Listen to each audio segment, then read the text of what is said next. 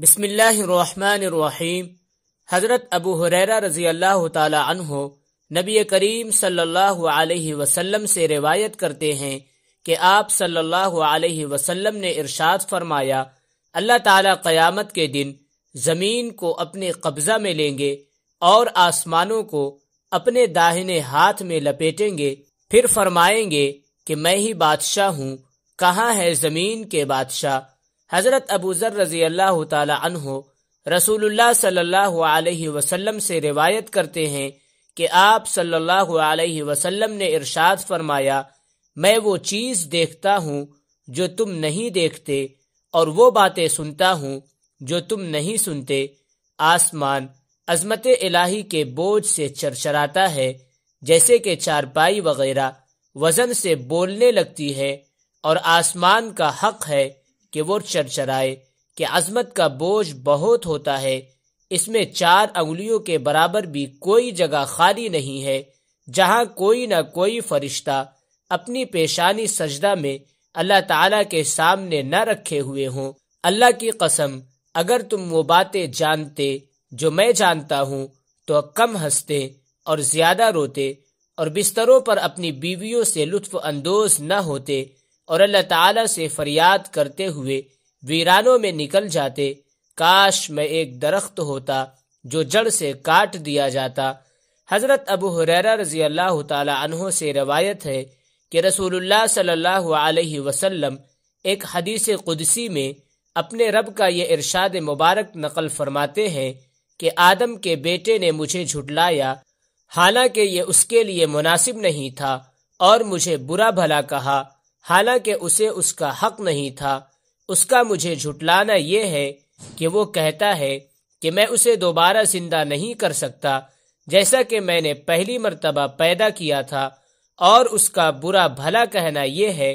کہ وہ کہتا ہے کہ میں نے کسی کو اپنا بیٹا بنا لیا ہے، حالانکہ میں بے نیاز ہوں، نہ میری کوئی اولاد ہے، نہ میں کسی کی اولاد ہوں، اور نہ کوئی میرے برابر کا ہے۔ حضرت ابو ہریرہ رضی اللہ تعالی عنہ فرماتے ہیں کہ میں نے رسول اللہ صلی اللہ علیہ وسلم کو یہ ارشاد فرماتے ہوئے سنا، لوگ ہمیشہ اللہ تعالیٰ کی ذات کے بارے میں ایک دوسرے سے پوچھتے رہیں گے، یہاں تک کہ یہ کہا جائے گا اللہ تعالیٰ نے ساری مخلوق کو پیدا کیا ہے، لیکن اللہ تعالیٰ کو کس نے پیدا کیا؟ نعوذ باللہ۔ جب لوگ یہ بات کہیں تو تم یہ کلمات کہو، اللہ احد، اللہ الصمد، لم یلد ولم یولد ولم یکن لہ کفوا احد۔ اللہ تعالیٰ ایک ہے، اللہ تعالیٰ کسی کے محتاج نہیں، سب ان کے محتاج ہیں۔ نہ اللہ تعالیٰ نے کسی کو پیدا کیا اور نہ وہ کسی سے پیدا ہوئے، اور نہ کوئی اللہ تعالیٰ کا ہمسر ہے۔ پھر اپنے بائیں جانب 3 مرتبہ تھتکار دے اور اللہ تعالیٰ سے شیطان مردود کی پناہ مانگے۔ حضرت ابو ہریرہ رضی اللہ تعالی عنہ سے روایت ہے کہ رسول اللہ صلی اللہ علیہ وسلم ایک حدیث قدسی میں اپنے رب کا یہ ارشاد مبارک نقل فرماتے ہیں کہ آدم کا بیٹا مجھے تکلیف دینا چاہتا ہے، زمانہ کو برا بھلا کہتا ہے، حالانکہ زمانہ کچھ نہیں، وہ تو میں ہی ہوں، میرے ہی ہاتھ میں زمانے کے تمام معاملات ہیں،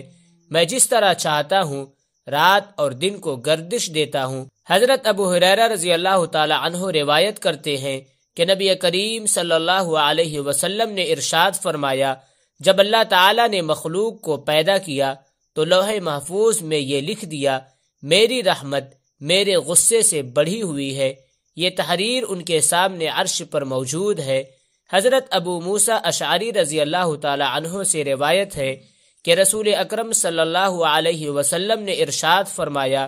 تکلیف دہ بات سن کر اللہ تعالیٰ سے زیادہ برداشت کرنے والا کوئی نہیں ہے۔ مشرکین اس کے لیے بیٹا ثابت کرتے ہیں، اور پھر بھی وہ انہیں عافیت دیتا ہے اور روزی عطا کرتا ہے۔ حضرت ابو ہریرہ رضی اللہ تعالی عنہ رسول اکرم صلی اللہ علیہ وسلم سے روایت کرتے ہیں کہ آپ نے ارشاد فرمایا، اگر مومن کو اس کے سزا کا صحیح علم ہو جائے جو اللہ تعالیٰ کے یہاں نافرمانوں کے لیے ہے تو اس کی جنت کی کوئی امید نہ رکھے، اور اگر کافر کو اللہ تعالیٰ کی اس رحمت کا صحیح علم ہو جائے جو اللہ تعالیٰ کے یہاں ہے تو اس کی جنت سے کوئی نا امید نہ ہو۔ حضرت ابو ہریرہ رضی اللہ تعالی عنہ رسول اللہ صلی اللہ علیہ وسلم سے روایت فرماتے ہیں کہ اللہ تعالیٰ کے یہاں 100 رحمتیں ہیں، اس نے ان میں سے ایک رحمت جن و انس، جانوروں اور کیڑے مکوڑوں کے درمیان اتاری ہے۔ اسی ایک حصہ کی وجہ سے وہ ایک دوسرے پر نرمی اور رحم کرتے ہیں، اس کی وجہ سے وحشی جانور اپنے بچے پر شفقت کرتا ہے، اور اللہ تعالیٰ نے 99 رحمتوں کو قیامت کے دن کے لیے رکھا ہے کہ ان کے ذریعہ اپنے بندوں پر رحم فرمائیں گے۔ ایک روایت میں ہے کہ جب قیامت کا دن ہوگا تو اللہ تعالیٰ اپنی ان 99 رحمتوں کو اس دنیاوی رحمت کے ساتھ ملا کر مکمل فرمائیں گے، پھر 100 کی 100 رحمتوں کے ذریعے اپنے بندوں پر رحم فرمائیں گے۔ حضرت ابو ہریرہ رضی اللہ تعالی عنہ فرماتے ہیں کہ ایک مرتبہ رسول اکرم صلی اللہ علیہ وسلم نماز کے لیے کھڑے ہوئے، ہم بھی آپ کے ساتھ کھڑے ہو گئے۔ ایک دیہات کے رہنے والے نو مسلم نے نماز میں ہی کہا، اے اللہ، صرف مجھ پر اور محمد صلی اللہ علیہ وسلم پر رحم کر، ہمارے ساتھ کسی اور پر رحم نہ کر۔ جب آپ نے سلام پھیرا تو اس دیہات کے رہنے والے سے فرمایا، تم نے بڑی وسیع چیز کو تنگ کر دیا، گھبراؤ نہیں، رحمت تو اتنی ہے کہ سب پر چھا جائے، پھر بھی تنگ نہ ہو، تم ہی اسے تنگ سمجھ رہے ہو۔ حضرت ابو ہریرہ رضی اللہ تعالی عنہ روایت کرتے ہیں کہ رسول اکرم صلی اللہ علیہ وسلم نے ارشاد فرمایا، اس ذات کی قسم جس کے قبضے میں محمد صلی اللہ علیہ وسلم کی جان ہے، اس امت میں کوئی شخص یہودی یا عیسائی ایسا نہیں جو میری نبوت کی خبر سنے پھر اس دین پر ایمان نہ لائے جس کو دے کر مجھے بھیجا گیا ہے، اور اسی حال پر مر جائے تو یقیناً وہ دوزخیوں میں ہوگا۔ حضرت جابر بن عبداللہ رضی اللہ تعالی عنہما فرماتے ہیں کہ کچھ فرشتے نبی کریم صلی اللہ علیہ وسلم کے پاس اس وقت آئے جبکہ آپ سو رہے تھے۔ فرشتوں نے آپس میں کہا، آپ سوئے ہوئے ہیں۔ کسی فرشتے نے کہا، آنکھیں سو رہی ہیں لیکن دل تو جاگ رہا ہے۔ پھر آپس میں کہنے لگے، تمہارے ان ساتھی یعنی محمد صلی اللہ علیہ وسلم کے بارے میں ایک مثال ہے، اس کو ان کے سامنے بیان کرو۔ دوسرے فرشتوں نے کہا، وہ تو سو رہے ہیں، لہذا بیان کرنے سے کیا فائدہ؟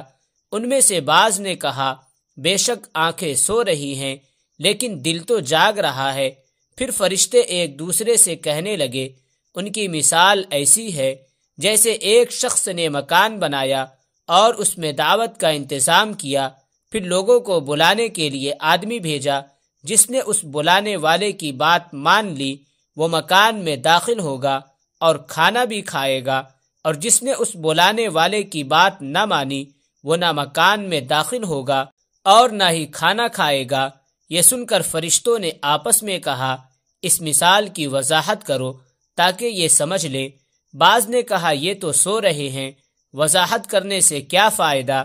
دوسرے نے کہا، آنکھیں سو رہی ہیں مگر دل تو بیدار ہے۔ پھر کہنے لگے، وہ مکان جنت ہے جسے اللہ تعالیٰ نے بنایا اور اس میں مختلف نعمتیں رکھ کر دعوت کا انتظام کیا، اور اس جنت کی طرف بلانے والے حضرت محمد صلی اللہ علیہ وسلم ہیں۔ جس نے محمد صلی اللہ علیہ وسلم کی اطاعت کی اس نے اللہ تعالیٰ کی اطاعت کی، لہٰذا وہ جنت میں داخل ہوگا اور وہاں کی نعمتیں حاصل کرے گا، اور جس نے محمد صلی اللہ علیہ وسلم کی نافرمانی کی اس نے اللہ تعالیٰ کی نافرمانی کی، لہٰذا وہ جنت کی نعمتوں سے محروم رہے گا۔ محمد صلی اللہ علیہ وسلم نے لوگوں کی 2 قسمیں بنا دیں، ماننے والے اور نہ ماننے والے۔ فائدہ: حضرت انبیاء کرام علیہ الصلاۃ والسلام کی یہ خصوصیت ہے کہ ان کی نیند عام انسانوں کی نیند سے مختلف ہوتی ہے۔ عام انسان نیند کی حالت میں بالکل بے خبر ہوتے ہیں، جبکہ انبیاء علیہ الصلاۃ والسلام نیند کی حالت میں بھی بالکل بے خبر نہیں ہوتے۔ ان کی نیند کا تعلق صرف آنکھوں سے ہوتا ہے، دل نیند کی حالت میں بھی اللہ تعالیٰ کی ذات عالی کی طرف متوجہ رہتا ہے۔